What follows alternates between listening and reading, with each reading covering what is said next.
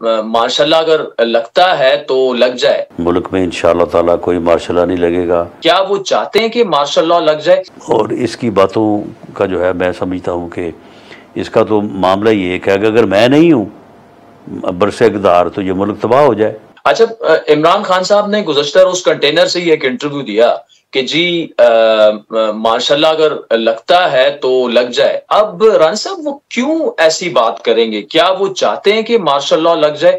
आप चूंकि interior minister हैं, क्या ऐसे हालात हैं अनारकी खुदा ना ख्वास्ता उस तरफ जा सकती है? एक पॉसिबिलिटी है माशाल्लाह की? हम इसकी इस गुफ्तगू की सख्त अल्फाज में मजम्मत करते हैं। मुल्क में इंशाअल्लाह ताला कोई मार्शल नहीं लगेगा। ये मुल्क आइन और जमहूरी रास्ते पे चलता रहेगा और इसका अब वादा पूरी कौम को गवाह बना के जो है वो मसल्लह अफवाज के नुमाइंदों ने और इंस्टीट्यूशन ने जो है वो किया है। उन्होंने पूरी कौम को आगाह किया है कि हमारा ये फ़ैसला है कि पाकिस्तान की मसल्लह अफवाज अपना आइनी रूल और आइन और कानून के मुताबिक जो है वो अदा करेंगी।